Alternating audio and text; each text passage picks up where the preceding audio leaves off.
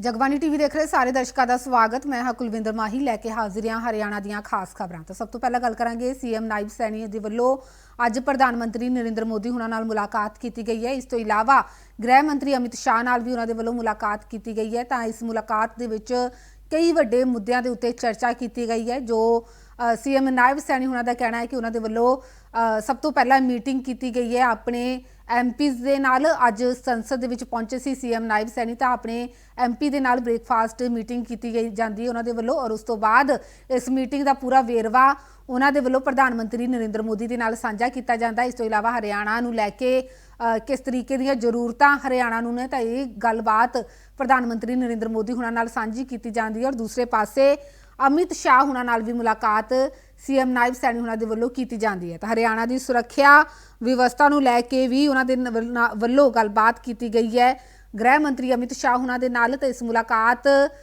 नूं बेहद सारखत दस्सिया गया है। हरियाणा के मुख्यमंत्री नायब सैनी हुणां दे वल्लों उन्हां कहा कि श्री गुरु तेग बहादुर जी का जो 350वां शहीदी दिहाड़ा मनाया गया तो उसनूं लैके भी धन्नवाद प्रधानमंत्री नरेंद्र मोदी हुणां दा कीता गया, क्योंकि उचेचे तौर के उत्ते उस समागम दे विच पहुंचे ने।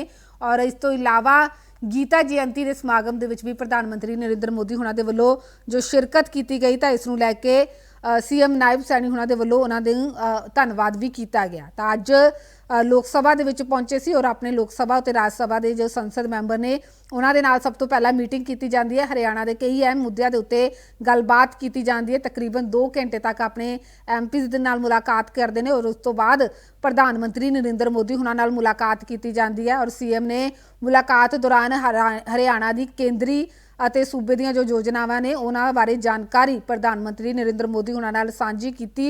और इस तो इलावा मीटिंग का फीडबैक भी उन्हां दे वल्लों दिता गया। इस तो इलावा गृह मंत्री अमित शाह हुणां नाल भी मुलाकात उन्हां दे वल्लों की गई। तो इस मुलाकात दे विच किहड़ी गलबात की गई है सीएम नायब सैनी हुणां दे वल्लों खुद इसकी जानकारी दी गई है, तुहानूं सुणा दिंदे हां। आदरणीय प्रधानमंत्री जी का मैं धन्यवाद करने के लिए आया था कि 2 बड़े हमारे कार्यक्रम थे हरियाणा में।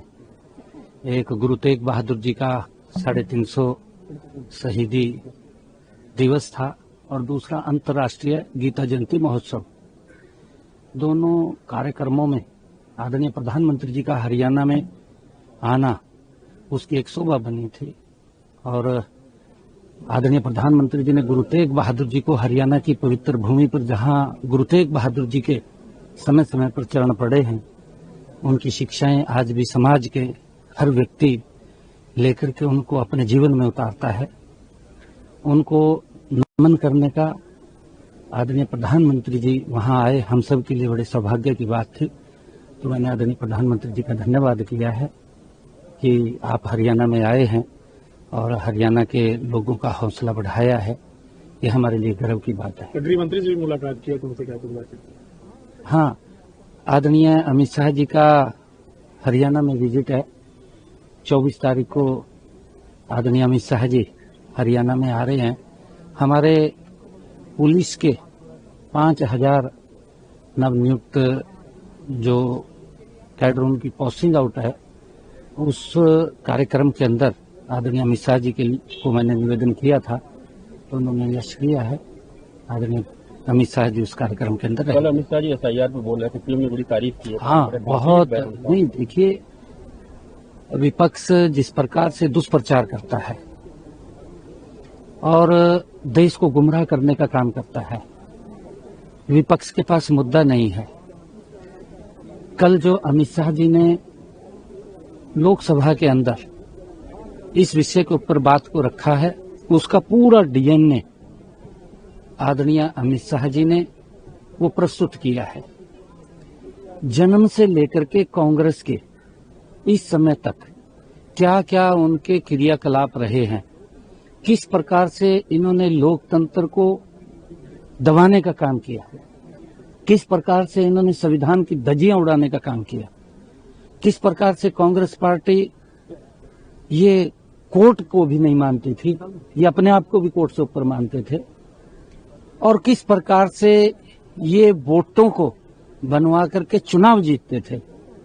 ये सारा का सारा विषय आदरणीय अमित शाह जी ने ਤਾਂ ਉਧਰ ਹੜ੍ਹ ਪੀੜਤ ਕਿਸਾਨਾਂ ਲਈ ਵੀ ਮੁਆਵਜ਼ਾ ਰਾਸ਼ੀ ਜਾਰੀ ਕੀਤੀ ਗਈ ਹੈ। ਦੱਸ ਦਈਏ ਕਿ ਸੀਐਮ ਨਾਇਬ ਸੈਣੀ ਉਹਨਾਂ ਦੇ ਵੱਲੋਂ ਇੱਕ ਮੀਟਿੰਗ ਬੁਲਾਈ ਗਈ ਔਰ ਉਸ ਤੋਂ ਬਾਅਦ ਹੜ੍ਹ ਪੀੜਤਾਂ ਲਈ ਵੱਡੇ ਐਲਾਨ ਕੀਤੇ ਗਏ ਨੇ। ਹੜ੍ਹ ਪੀੜਤਾਂ ਨੂੰ ਮੁਆਵਜ਼ਾ ਰਾਸ਼ੀ ਜਾਰੀ ਕਰ ਦਿੱਤੀ ਗਈ ਹੈ। ਤਾਂ ਦੱਸ ਦਈਏ ਕਿ ਪੰਜਾਬ ਅਤੇ ਹਰਿਆਣਾ ਦੇ ਵਿੱਚ ਜੋ ਹੜ੍ਹ ਆਏ ਸੀ ਤਾਂ ਉਸ ਦੇ ਵਿੱਚ ਕਿਸਾਨਾਂ ਦਾ ਵੱਡਾ ਨੁਕਸਾਨ ਹੋਇਆ ਸੀ, ਜਿਸ ਦੇ ਚੱਲਦੇ ਇਹ ਰਾਸ਼ੀ ਜਾਰੀ ਕੀਤੀ ਗਈ ਹੈ। ਤਕਰੀਬਨ 53,000 ਤੋਂ ਉੱਪਰ ਕਿਸਾਨ ਨੇ ਜਿਨ੍ਹਾਂ ਨੂੰ ਇਹ ਮੁਆਵਜ਼ਾ ਰਾਸ਼ੀ ਜਾਰੀ ਕੀਤੀ ਗਈ ਹੈ ਔਰ ਉਹਨਾਂ ਨੂੰ 116 ਕਰੋੜ ਰੁਪਏ ਜਾਰੀ ਕੀਤੇ ਗਏ ਨੇ ਮਦਦ ਲਈ। ਦੱਸ ਦਈਏ ਕਿ ਬਾਜਰੇ ਦੀ ਫਸਲ ਜਿਨ੍ਹਾਂ ਦੇ ਵੱਲੋਂ ਬੀਜੀ ਗਈ ਸੀ ਉਹਨਾਂ ਲਈ 35 ਕਰੋੜ, ਕਪਾਹ ਦੀ ਫਸਲ ਲਈ 27 ਕਰੋੜ, ਝੋਨੇ ਲਈ 22 ਅਤੇ ਗਵਾਰ ਦੀ ਫਸਲ ਲਈ 14 ਕਰੋੜ ਰੁਪਏ ਤੋਂ ਜ਼ਿਆਦਾ ਜਾਰੀ ਕੀਤੇ ਗਏ ਨੇ। ਤਾਂ ਇਹ ਵੱਡਾ ਐਲਾਨ ਕਿਸਾਨਾਂ ਲਈ ਕੀਤਾ ਗਿਆ ਹੈ। ਦੱਸ ਦਈਏ ਕਿ ਕਿਸਾਨਾਂ ਦਾ ਵੱਡਾ ਨੁਕਸਾਨ ਹੋਇਆ ਸੀ। ਜੋ ਪੰਜਾਬ ਅਤੇ ਹਰਿਆਣਾ ਦੇ ਵਿੱਚ ਹੜ੍ਹ ਆਏ ਸੀ ਤਾਂ ਵੱਡੀ ਗਿਣਤੀ ਦੇ ਵਿੱਚ ਕਿਸਾਨ ਇਸ ਦੇ ਨਾਲ ਪ੍ਰਭਾਵਿਤ ਹੋਏ ਸੀ ਔਰ ਉਹਨਾਂ ਦੀਆਂ ਫਸਲਾਂ ਖਰਾਬ ਹੋ ਗਈਆਂ ਸੀ, ਜਿਸ ਦੇ ਚੱਲਦੇ ਮੁਆਵਜ਼ਾ ਰਾਸ਼ੀ ਇਹ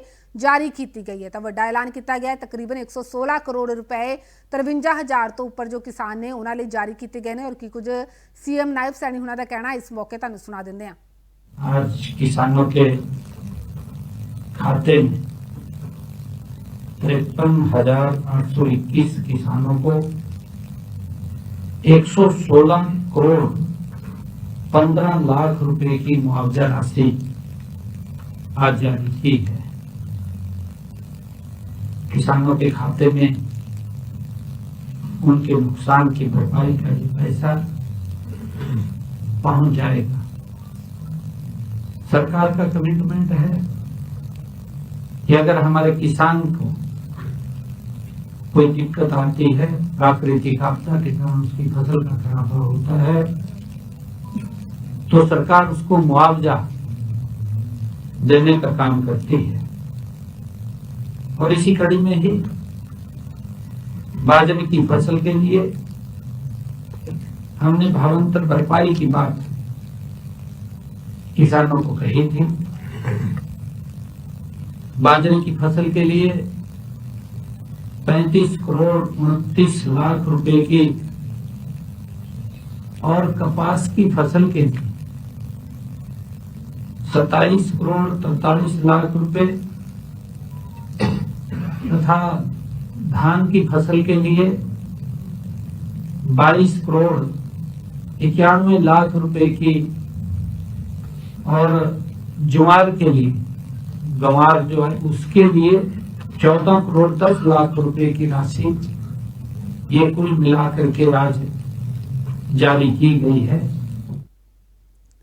ਤਾਂ ਉਧਰ ਹਰਿਆਣਾ ਦੇ ਮੰਤਰੀ ਅਨਿਲ ਵਿਜ ਦੇ ਵੱਲੋਂ ਕਾਂਗਰਸ ਦੇ ਉੱਤੇ ਨਿਸ਼ਾਨਾ ਲਗਾਇਆ ਗਿਆ ਹੈ। ਦੱਸ ਦਈਏ ਕਿ ਵੋਟ ਚੋਰੀ ਨੂੰ ਲੈ ਕੇ ਅਨਿਲ ਵਿਜ ਭੜਕਦੇ ਹੋਏ ਨਜ਼ਰ ਆਏ ਨੇ ਔਰ ਉਹਨਾਂ ਨੂੰ ਕਾਂਗਰਸ ਦੇ ਵੱਲੋਂ ਕਾਂਗਰਸ ਨੂੰ ਨਿਸ਼ਾਨੇ ਦੇ ਉੱਤੇ ਲਿਆ ਗਿਆ। ਤਾਂ ਕਾਂਗਰਸ ਦੇ ਉੱਤੇ ਨਿਸ਼ਾਨਾ ਲਾਉਂਦੇ ਹੋਏ ਉਹਨਾਂ ਕਿਹਾ ਕਿ ਵੋਟ ਚੋਰੀ ਦਾ ਕਾਂਗਰਸ ਦਾ ਪੁਰਾਣਾ ਇਤਿਹਾਸ ਹੈ। ਰਾਹੁਲ ਗਾਂਧੀ ਨੂੰ ਸ਼ਾਇਦ ਨਹੀਂ ਪਤਾ ਕਿ ਵੋਟ ਚੋਰੀ ਉਹਨਾਂ ਦੀ ਪਾਰਟੀ ਦੇ ਵੱਲੋਂ ਹੀ ਸ਼ੁਰੂਆਤ ਕੀਤੀ ਗਈ ਹੈ। ਅਨਿਲ ਵਿਜ ਨੇ ਜੋ ਨਵਜੋਤ ਕੌਰ ਸਿੱਧੂ ਦਾ ਬਿਆਨ ਸਾਹਮਣੇ ਆਇਆ ਸੀ ਤਾਂ ਉਸ ਨੂੰ ਲੈ ਕੇ ਵੀ ਗੱਲਬਾਤ ਕੀਤੀ। ਉਹਨਾਂ ਕਿਹਾ ਕਿ ਨਵਜੋਤ ਕੌਰ ਸਿੱਧੂ ਨੇ ਜੋ 500 ਕਰੋੜ ਰੁਪਏ ਦੇ ਵਿੱਚ ਸੀਐਮ ਦੀ ਕੁਰਸੀ ਖਰੀਦਣ ਦੀ ਗੱਲ ਕਹੀ ਹੈ ਤਾਂ ਉਹਨਾਂ ਕਿਹਾ ਕਿ ਇਹ ਕਾਂਗਰਸ ਦਾ ਸੱਚ ਹੈ ਜੋ ਮੈਡਮ ਸਿੱਧੂ ਨੇ ਦੱਸਿਆ ਔਰ ਕਾਂਗਰਸ ਨੂੰ ਇਹ ਸਵੀਕਾਰ ਕਰ ਲੈਣਾ ਚਾਹੀਦਾ ਹੈ ਕਿ ਉਹਨਾਂ ਦੇ ਵੱਲੋਂ ਇਸ ਤਰੀਕੇ ਦੇ ਨਾਲ ਹੀ ਕੀਤਾ ਜਾਂਦਾ। ਉਹਨਾਂ ਕਿਹਾ ਕਿ ਕਾਂਗਰਸ ਦਾ ਅਸਲ ਚਿਹਰਾ ਮੈਡਮ ਸਿੱਧੂ ਨੇ ਸਾਹਮਣੇ ਲੈ ਕੇ ਆਂਦਾ ਹੈ ਔਰ ਜੋ ਵੀ ਉਹਨਾਂ ਨੇ ਬੋਲਿਆ ਹੈ ਉਹ ਸੱਚ ਕਿਹਾ ਹੈ। ਕਾਂਗਰਸ ਪਾਰਟੀ ਦਾ ਸੱਚ ਹੈ। ਕਾਂਗਰਸ ਪਾਰਟੀ ਦੇ ਵੱਲੋਂ ਪੈਸੇ ਲੈ ਕੇ ਹੀ ਸੀਟਾਂ ਵੰਡੀਆਂ ਜਾਂਦੀਆਂ ਨੇ, ਇੱਥੋਂ ਤੱਕ ਕਿ ਮੁੱਖ ਮੰਤਰੀ ਦੀ ਕੁਰਸੀ ਦਾ ਸੌਦਾ ਵੀ ਕੀਤਾ ਜਾਂਦਾ। ਤਾਂ ਉੱਥੇ ਹੀ ਰਾਹੁਲ ਗਾਂਧੀ ਦੇ ਵੱਲੋਂ ਵੋਟ ਚੋਰੀ ਦੇ ਮੁੱਦੇ ਦੇ ਉੱਤੇ ਵੀ ਉਹ ਭੜਕਦੇ ਹੋਏ ਨਜ਼ਰ ਆਏ ਨੇ। ਉਹਨਾਂ ਕਿਹਾ ਕਿ ਕਾਂਗਰਸ ਦਾ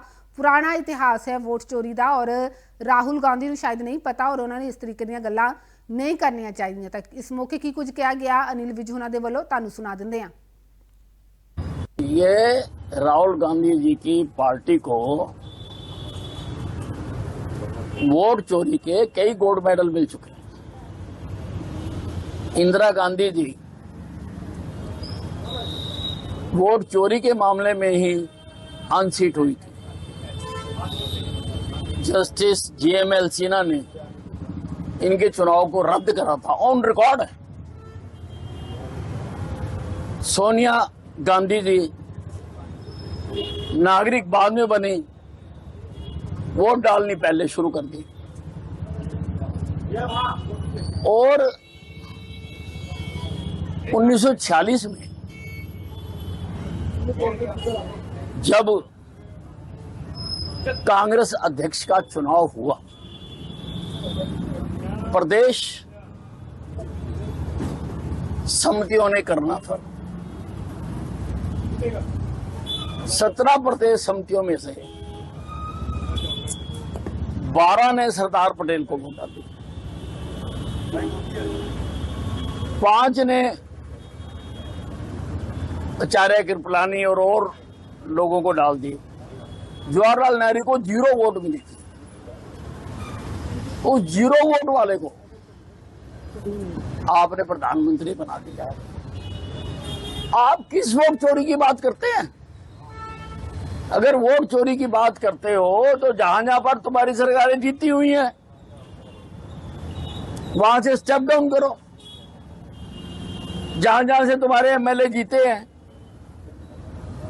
तुम कहते हो बिहार में वोट चोरी से सरकार बनी है, तो उन्हीं लिस्टों से बीजेपी लड़ी है, उन्हीं लिस्टों से नीतीश कुमार लड़ा है, उन्हीं लिस्टों पर कांग्रेस लड़ी है और इंडी लड़ी है। अगर वो वोटर लिस्टें गलत हैं तो कुछ मर्यादा दिखाइए। जितने तुम्हारे एमएलए चुनाव लड़के जीते हैं उन सबसे रिजाइन कराइए।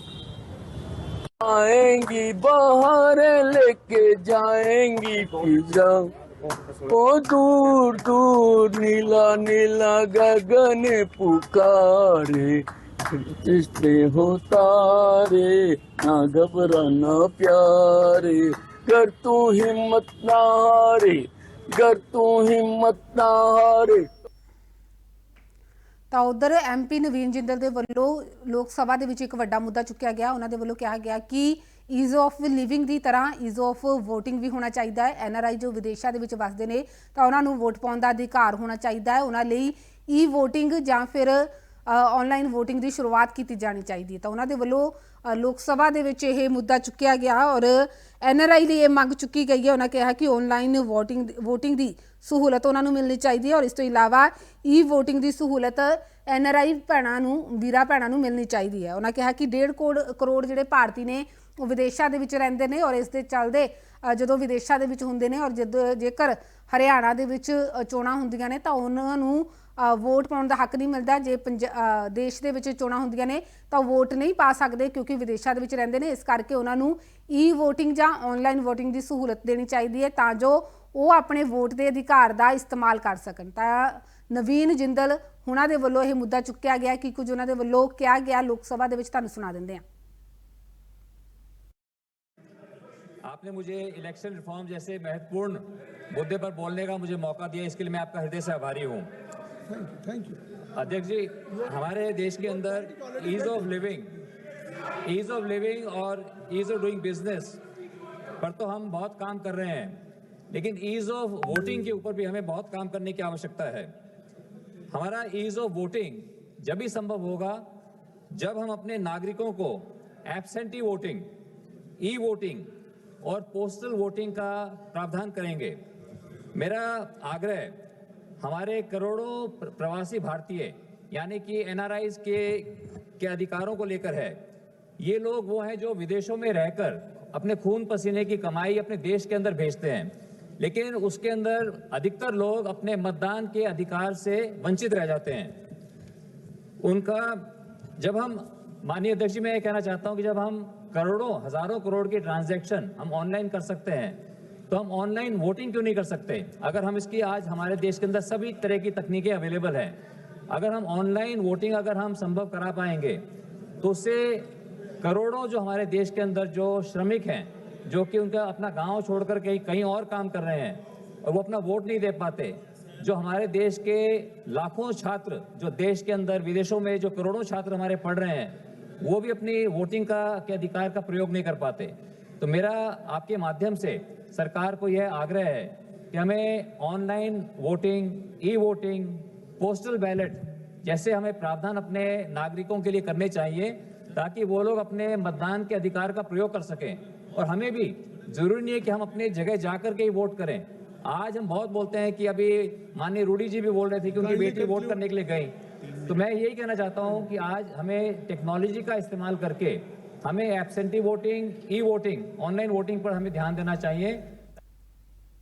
ਤਾਂ ਇਸੇ ਹਰਿਆਣਾ ਦੀਆਂ ਅੱਜ ਦੀਆਂ ਖਾਸ ਖਬਰਾਂ। ਇਸੇ ਤਰ੍ਹਾਂ ਹਰਿਆਣਾ, ਪੰਜਾਬ ਅਤੇ ਦੇਸ਼ ਵਿਦੇਸ਼ ਦੀਆਂ ਵੱਡੀਆਂ ਖਬਰਾਂ ਲੈ ਕੇ ਤੁਹਾਡੇ ਰੂਬਰੂ ਹੁੰਦੇ ਰਵਾਂਗੇ। ਤਦ ਤੱਕ ਲਈ ਮੈਨੂੰ ਦਿਓ ਇਜਾਜ਼ਤ। ਤੁਸੀਂ ਦੇਖਦੇ ਰਹੋ ਜਗਬਾਣੀ TV।